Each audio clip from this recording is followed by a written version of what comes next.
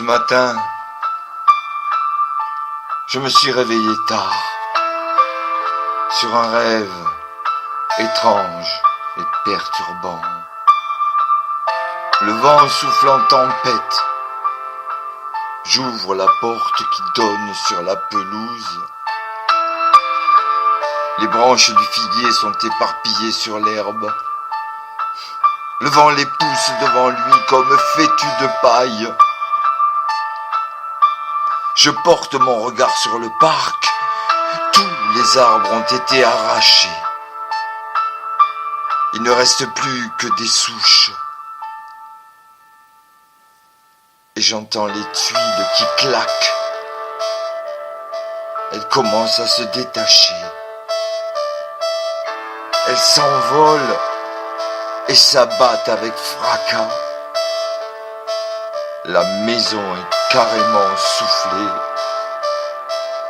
Tout n'est plus qu'un champ de décombres à perte de vue.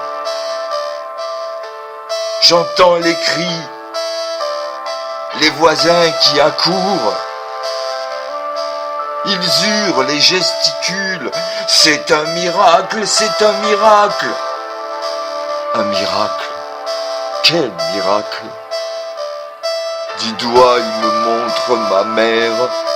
Elle s'en va comme si de rien n'était, indifférente, totalement indifférente. Ma Pénélope. Voilà les synthèses qui se forment d'elles-mêmes après les émotions majeures. C'est rare que je les mémorise, mais parfois elles me réveillent. Faute de tendre les bras vers toi, je jette les doigts sur le clavier. Mais est-ce te sentir? Répondras-tu? Dans combien de temps?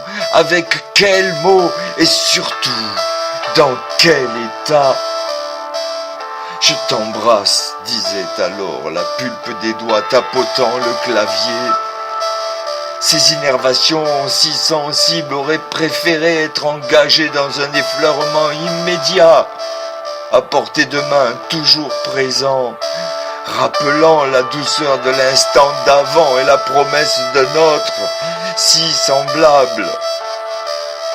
Tendrement, ajouter aussitôt les phalanges unanimes, avec la dextérité d'un clerc de notaire, apposant à l'acte une de ces formules toutes faites qui en certifient l'authenticité et la sincérité, qui leur donnent force de loi, au cas où. Je mettrai 3 sucres dans le bol de café. Exagération, certes. Mais il est des jours où je n'ai rien d'autre pour corriger l'amertume des temps présents et ses attentes infinies. Le temps qui passe. Certains ont la chance d'être encore dans des moments qui se mesurent au sablier, la cuisson des œufs mollets.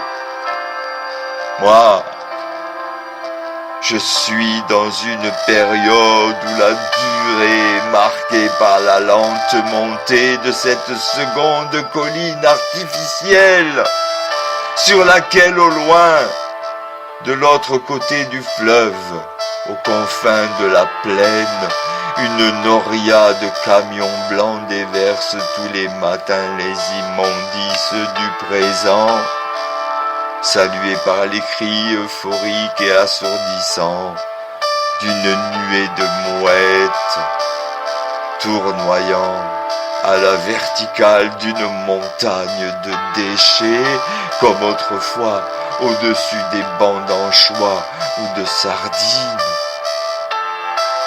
Qui sait si demain, lorsqu'elle sera recouverte de terre, verdoyante et arborée, on n'y tracera pas un chemin de promenade grimpant jusqu'à l'embase reconstituée d'une tour génoise plus vraie que nature, où une noria de quart blanc déversera, selon les saisons, les enfants des écoles ou les excursionnistes curieux pour des leçons d'histoire savamment érigées sur ce qu'il convient d'oublier.